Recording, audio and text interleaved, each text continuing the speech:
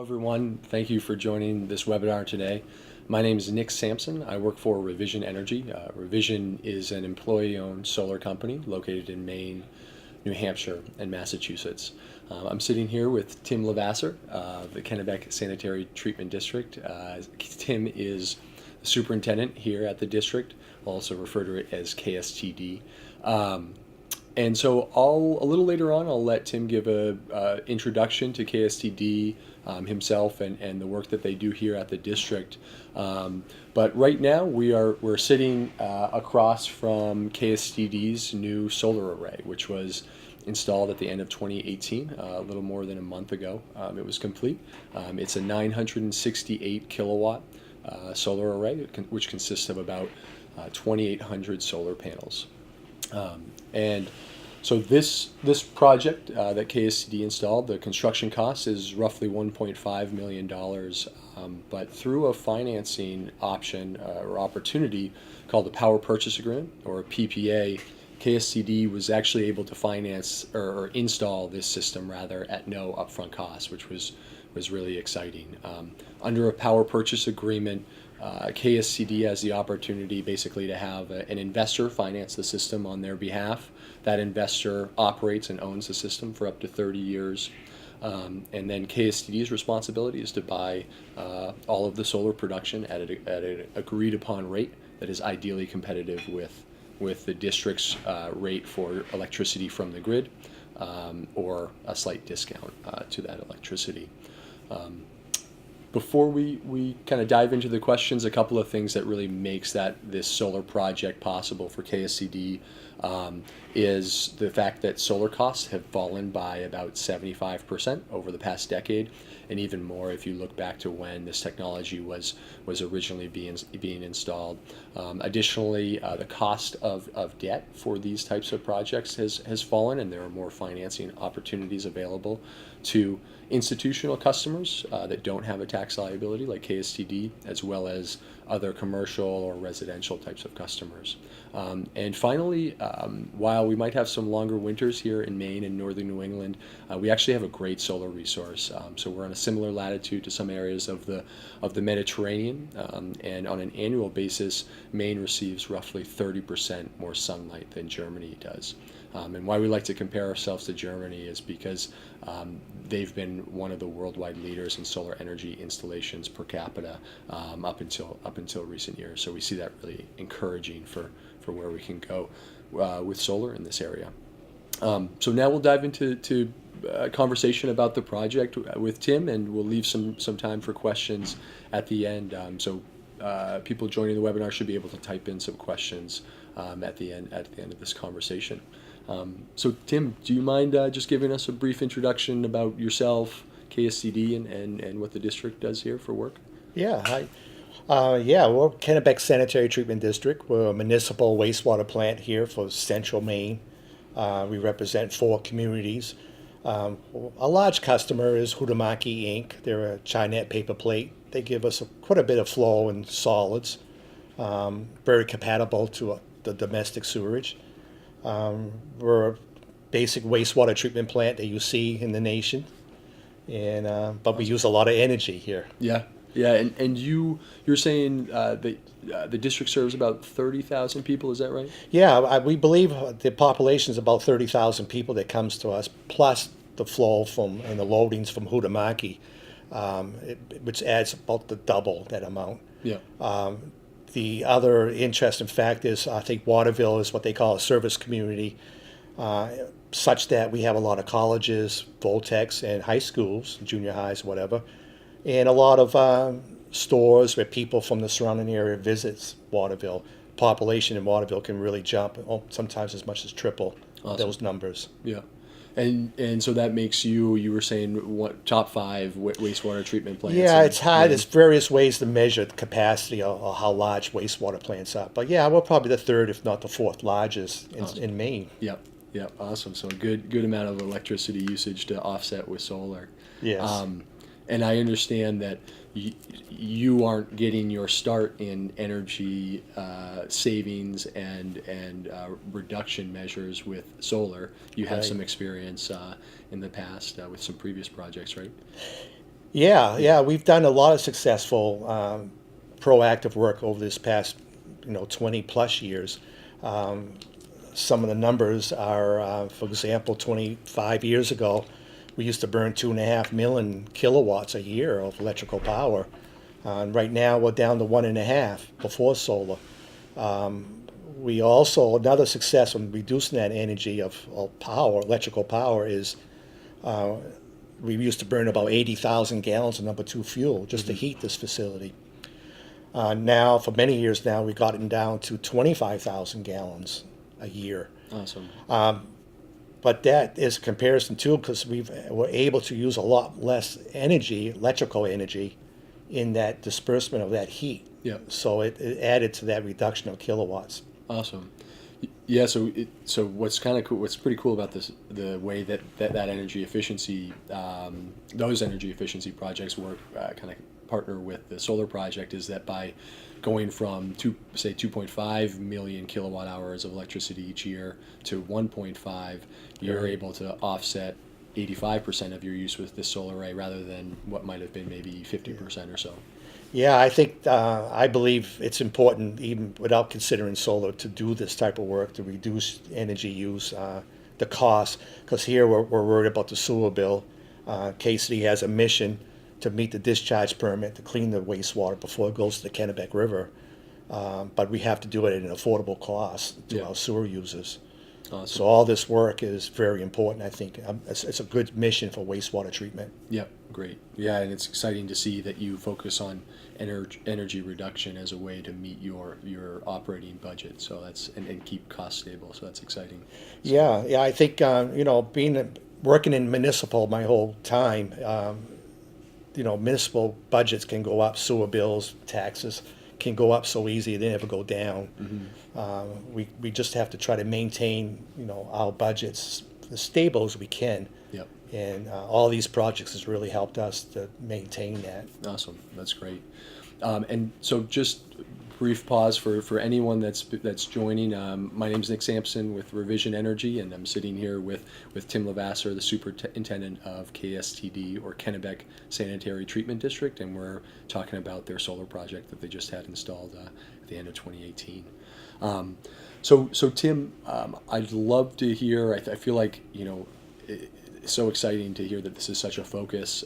Energy savings is such a focus for the district historically. So I'd love to hear how that transitioned to a look at solar and an inquiry into solar, and really what the driving factor was for the board and yourself wanting to look into this type of project. Yeah. I think it's a pretty good story. I think it's what a lot of us face, I suspect. As much as 3 years ago, we had done a lot of projects, like I mentioned, and more that we haven't talked about. But I think we're an environmental agency. This board that we have here represents the 4 communities. There's 10 board members. They're very concerned about, like I said, meeting the discharge permit. But we want to do it with good environmental ways, reduce that carbon footprint. It's not just the budget. It's not just meeting the clean water to the Kennebec. We're a large enough facility, so I think we globally can run this plant very efficiently, but think about other alternatives than just wastewater treatment. So we've 3 years ago, we've kind of had a board member who was worked at Colby College. Colby, as you know, is a large college right here in Waterville. They've done a lot of environmental carbon footprint reduction. That's their focus. So it kind of, sheds off to other facilities, I think, around this area in the state. This board member asked the board if we were interested in solar. And at that board meeting, there really wasn't much interest. Everyone kind of didn't know much about it, and it just cost too much money. I don't think it was, but the next board meeting, the next monthly meeting, same question was asked, and Colby had just released their information of putting their slightly larger solar system in place. And now the board said, wow, let's look at this a little closer for us. So the next several meetings, we talked about how to do that, and are we wastewater treatment or are we power generators type was a big factor. the board directed me to start looking at investigating and doing a request for proposals. Didn't really take a whole bunch of effort, took quite a bit of time, but we did end up feeling we needed to do a national research, seeing if all these companies throughout the nations were interested. The response was kind of interesting. As I was getting mailing addresses from all these large solar companies, you started to see that many really weren't interested in a size of this nature. And at that time, we were looking at a much smaller system than what we have here today. I quickly learned there were several companies in Maine that you started to hear about, and so they were more responsive of replying to my questions. Finally, when we did the proposal, 3 proposals came back. One company decided not to respond at all. The second one didn't fulfill our informational packet as we requested, but this company, Revision, fulfilled it 100%, and plus, they gave us a lot of info. And in that proposal process, you're not committed to do any work with a Pacific company. You're just getting a lot of technical, sometimes engineering discoveries on how to do such a program. And honestly, the Revision company came back with a lot of good possibilities. Thank you. Yeah, Thanks. so it was a good learning curve. Yeah. Well, and we've certainly enjoyed the time working together on this exciting project. It's been more than 2 years that we've been working directly on it, which has been really Two fun. and a half, I think. Yeah. So we've loved joining the board meetings and trying to help answer any questions and really understand the district's goals to try to come up with a project that is going to be the best for those priorities. And so you mentioned one of the concerns about doing solar initially being the costs. So in thinking about kind of the proposal process and our whole process that we've gone through, I'm curious if there were any other kind of preconceived or any other kind of barriers or obstacles to doing solar that the board had in mind that you feel Yes. like we overcame in that process. Yeah, there was, not only through the board, but also people that I've depend on talking and calling and getting information from. It just seemed like the understanding of this thing called the PPA and how that worked, from my exposure at that time, wasn't well known. I think it's becoming more popular now. Yeah. But more quickly, everyone mentioned it's too costly. You got to buy all those rigs. They're going to wear out. They're gonna fail on you, and you just won't be able to maintain it.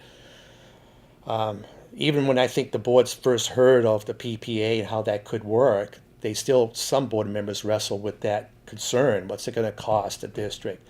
Are we doing a good environmental assessment on what we do here, the mission of treating wastewater? So it took multiple meetings and with your visiting and us internally to talk about, in this case, the PPA does not cost the district those concerns. Yeah.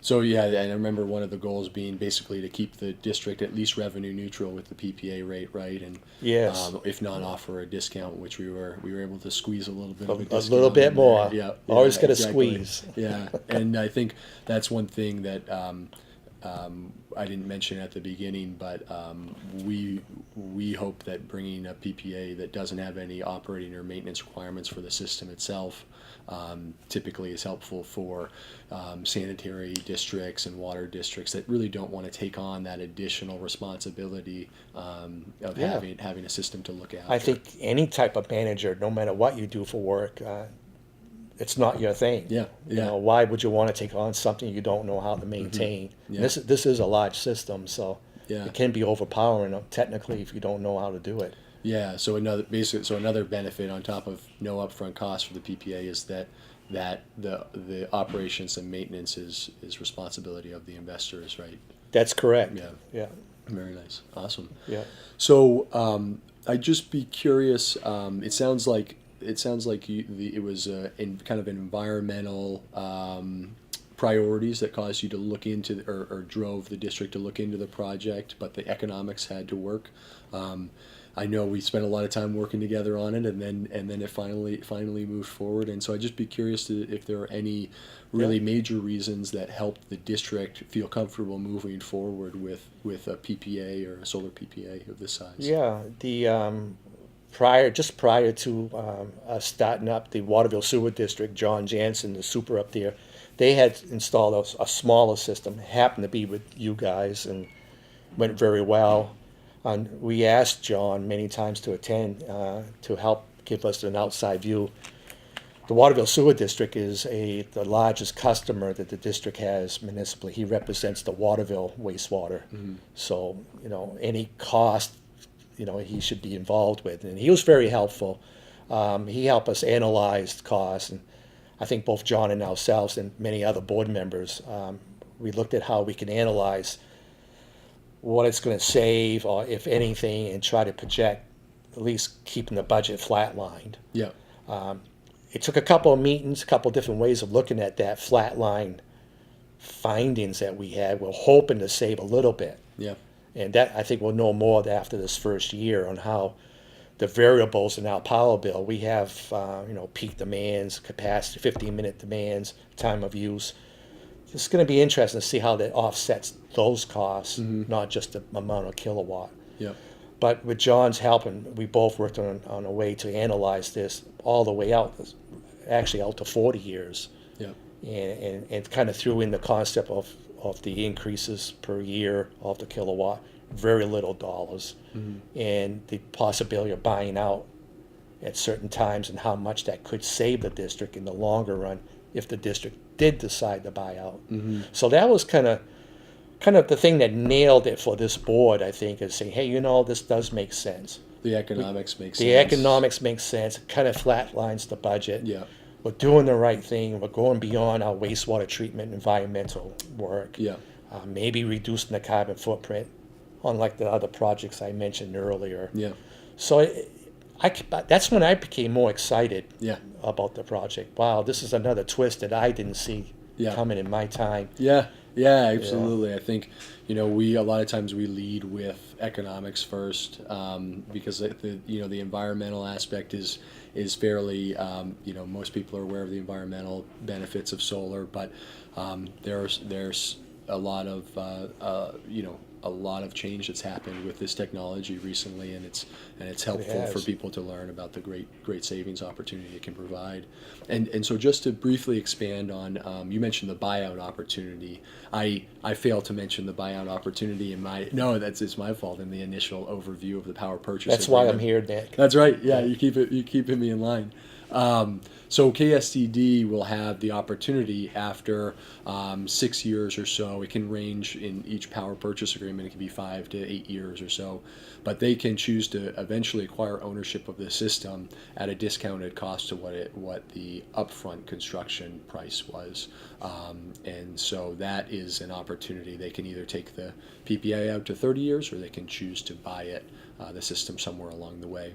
And then the PPA payments, or the solar payments, are no longer going to the investor, and you're just seeing basically a savings for your solar production that's larger than the savings that the PPA is providing. So yeah, it was. I think the board was excited to really understand that that's how that works. And again, with that discussion, those last meetings, I think it was a major deciding factor. Let's dive into it. Awesome. That's great.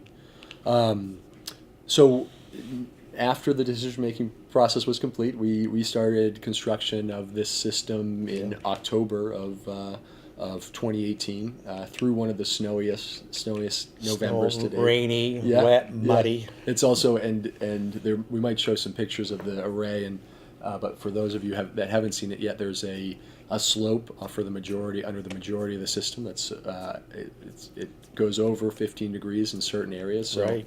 It's quite a complicated installation. How did that process go for you? Were you involved a lot in the construction process, and how do you think things flowed from October to December? Yeah, it's as it was about to happen, and during, many people heard and visited me, and they asked, "Geez, that's a lot of work, Tim. How are you gonna how are you handling that? How do you know? And it really, for me, it was just fun to watch. Like Nick mentioned, the slope is faces the facility, so you can walk down our hallway and you can see it. You can see most of it right from on this slope facing us. So it allowed us to watch a lot of the construction right from the getting rid of some of the brush and putting the stanchions in the array rack system, I think it's called, Yeah. and how that was pounded in. The guy that was riding that machine on that slope, he was a little dicey for him, but Yeah. he did it Yeah. very fast. The guys that assembled the rack system was amazing, Yeah. going up and down that slope, and the time and the amount of work they did. And you could watch it all very easily. That's awesome. I had a hard time keeping the guys here working, but because it was so fun to watch. Oh yeah. Yeah. I kept offering to Zach Good, the project manager for Revision, who did an excellent job, and even you guys, what can I do to help? But it was pretty much to stay out of my way. Yeah. Yeah. But it went really nice. I didn't get involved. I tried to stick my foot in a couple of times. I just felt I wanted to help, but it went very easy. Yeah. And again, a lot of people ask me, how do you know how to do this? I didn't have to. It happened. Awesome. Yeah. Well, that's great to hear. It's been a fun one certainly to watch. I remember seeing pictures of the driving the piles, which is the foundation of the solar array, into the hillside. There's a big machine that does that work, and I remember seeing some of the pictures, and it looked like it was about to tip over. It was going across the hill, but it made it. It did. I It don't did know that very. It was safe, I think. Yeah. It Yeah. just looked odd, Yeah, you know. yeah, exactly. So that was great to see. So in closing, I think this is my last question for you, Tim, and then we'll have some time to answer questions from anyone joining the webinar, if there are any. I guess my last question is just if you have any, final advice or recommendations to anyone, whether it's a water, wastewater treatment district or municipality that's out there considering solar right now, or interested in looking into solar in the future. Just be curious kind of what you would share with them. Yeah, I think working in this world for a bit, always wastewater, I think we need to look at all our options and be open to things. I've seen so much things change in my career, but one of the most important things I think is always I use the word keep your house clean, and that's going back to reducing energy, finding ways to keep your energy consumption down. Obviously, it helps the budget, but you got to look at various ways to keep the plant operating finally, meeting that discharge permit, but keep working and finding information on how to reduce power. And I'm glad we did this, because I did not see solar coming, but we are now able to capitalize on using a lot of solar power solely from there to run this facility. I hope this district can continue to reduce some energy consumption so we can get closer, greater than that 85%. I think the biggest challenge I always say to people is just don't talk about it, do it. Nice. Make it happen. Yeah. Make these energy things happen. And if you're going to get into solar, just make it happen. Yeah, and you certainly did that. You were a huge help in getting everything shovel ready for up there on the hill. So that's great. And just one follow-up question to that, I guess I'd be curious. Now that you have it installed, it's up and running for a little more than a month. What are really the biggest benefits that you anticipate about really doing this project for the district? Yeah, I think it's I feel historically we've talked about our heat recovery units. We even have a heat pump here using our effluent to run that heat pump. A lot of unique things all specifically for wastewater treatment.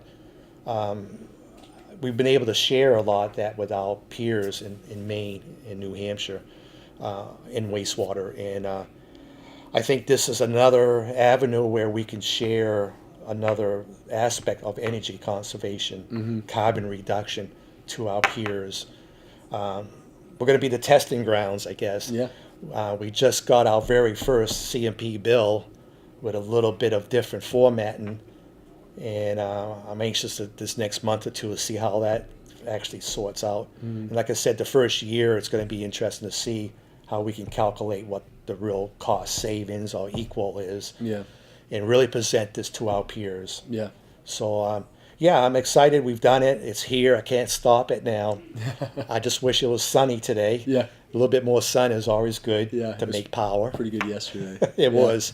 It's made a lot of energy so far. Yeah, yeah, it's been cranking away. So yeah, I think to expand on that a little bit, we do find that it's really helpful to have, like you said, with Waterville Sewerage District, to have other similar types of institutions that have experience with a project, and kind of the collaboration Right. between those similar entities is, I think really helpful. So It's going to be interesting, right here in the local area. There's several facilities. Thomas College has got several units, I believe. Yeah. Colby, Waterville Sewer District, a local new building in town, Kennedy Memorial Drive, just put on a whole roof system.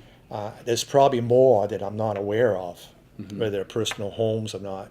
But I know there's a lot of more larger projects going on in Fairfield. There's potentially 2 large ones going in.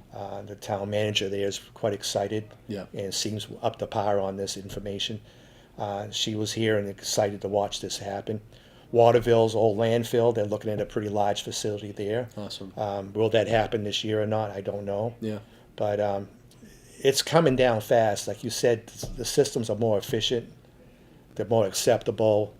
I think Mainers want to do the right thing, Yeah. and I think this is one thing that really strongly learn about it, and consider it for whatever facility you have, public works garage to your personal home. Awesome. Yeah. Yeah, thank you. Good way to stabilize costs and get some transparency in there for what some of the budget items are going to be for the next 30 years or so, right? Right, Yeah. right. Awesome. Very nice. So we'll just take any questions now. Thank you very much, Tim, You're for welcome. taking the time to come and chat with us about the project, and also just for all of your help throughout the last 2.5 years. You're welcome. You've been huge in making been- this possible. So yeah, and we'll take a few questions if there are any from any listeners. I think we might have a couple to start.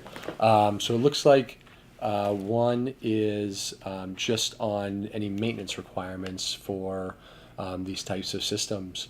So I'll answer this in a couple of parts, and Tim, feel free to chime in on with kind of your experience and what you've learned. So under a power purchase agreement, the operations and maintenance requirements for that system are the responsibility of the investor, rather than the Kennebec Sanitary Treatment District, and we kind of covered this in our conversation. But just to clarify, it's a nice way basically to not have that responsibility for the district, and the investor is the one that takes care of any operating and maintenance requirements and costs on the system. And then the second part of that question is for any customers that basically that own the system and don't finance it through a power purchase agreement. Solar energy systems are very simple and require really few operating and maintenance or little operating and maintenance work along the lifetime of the system. So really the major components are the solar panels, which are warranted for 25 years of production. They're expected to last about up to 40 years. So studies on systems installed in the 1970s and 1980s are showing that they're still producing the majority of their maximum power output, which is really exciting to see. They're very robust. They're rated for hail that's an inch thick in diameter or even greater. Certainly the snow load of the area being made of tempered glass. And an aluminum frame, and then they send electricity to the inverter system, which is expected to last about 20 years. They come with usually a 12-year warranty or so, but are a really low cost item for replacement. So a nice long-lasting simple system with no moving parts and really little operating and maintenance requirements, which I think is we see one of the really main benefits of a solar energy system. I don't know if you have anything else to add to that. Well, some of the things that's been asked over time, and I thought some of them were true. Will I have to go out and wash them, the pollen off? The answer is no. Will I have to go and scrape the snow and ice off of them if it were to stick on it? And the answer is no. Yeah.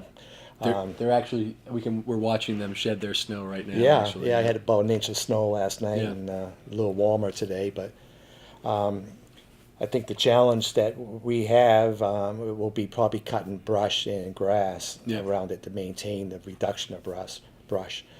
It's kind of unique here for KSTD. The whole system is within our fenced-in area, which we have to have around a wastewater plant. So we kind of have control of the whole site with the fence. We also have to bush hog a lot of cross-country sewer runs. So we're into the habit of bush hogging about 4.5 miles of Wow. cross-country runs now in an old landfill, biosolids landfill that we maintain, that we don't use anymore. So this is going to kind of marriage into that. I kind of see us managing it potentially. I'm thinking right now a third of it each year. Mm-hmm. We'll kind of bush hog, weed whack down a third to a half, and kind of alter those spaces. In Maine, I think you have to do it every you might get 3 years before you get a lot of brush growing. So Okay. that's one of the big things all of us are sitting here now. How are we going to bush hog or brush this, keep this up with it? Mm-hmm. I think it's doable. Awesome. Very nice. Second question is that I can see is just how long the equipment lasts. And so I think I covered this answer in the last question, but as I mentioned, solar panels are expected to last 40 years. They come with that 25-year production warranty, and then inverters will last 20 years, but are a really low-cost replacement item. So we'll see if we have any other incoming questions. We've actually got one from Craig. It's asking, do you have a net metering agreement with your utility? Awesome. Yeah. So Yeah, good point. yeah. So we have a question from Craig asking if KSTD has a net metering agreement with the utility. The answer is yes. This system actually ties right into the facility, as we might have already mentioned, but it is expected to send about 50% of its electricity production back out to the grid and build up credits for every kilowatt hour that's sent back, which it will use at times when it's drawing more electricity from the grid than it's using. So it does have that net metering agreement.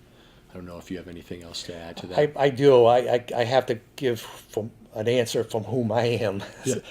I kind of look at this as that thing kind of really unique. The amount of energy that is going out during those peak times. I think that volume that's being net metered to give us those credits will most likely not be ending up, that electron won't end up in Massachusetts or somewhere out of state. I think it's going to be used within our community. So it's kind of a unique twist. Here I am, a wastewater treatment plant, making power and powering up some of our neighbors. We always try to be a good neighbor in the neighborhood here at the wastewater plant for various reasons. And this is just a twist that I just was really surprised to learn when I learned about net metering. Mm-hmm. And the process of applying for that and everything was really no challenges. Oh, good. That application fees and everything was done, revision did it. I just had to fill out the paperwork. Yeah. Yeah, we just sent it along to you for the Yeah. for KSTD's info, right? Yeah, so that was a good part of the ease of budgeting and expenditures for the district. Yeah, awesome. We didn't pay. Yeah. Yeah. And it's nice to know that it also feels good to be sending some excess It's, electricity to the That's to the how I neighbors. look at Yeah. it. Yeah. That's great. That's awesome. Oh, another question. Got another. Any lessons learned during your RFP process or during/after the construction that would ease the process next time? I'll let Tim answer that one. Yeah, I've done a lot of RFPs for other wastewater work, and everyone's unique on how people answer what you think you're asking a clean question with. And I think through time you get better at writing these things. I attempted to use an EPA template that I found on the web, and again, with all the historical work that we had done because of the other energy savings projects and sharing that information with our peers over the years, I was able to insert a lot of information beyond and just the standard acid these companies to respond to me. So I'd like to feel this RFP went pretty smooth because I did influence a lot of tailored information that I had gained. Um, I'm more happy to share that information with anyone if they want to contact me in the future. Awesome. Yeah.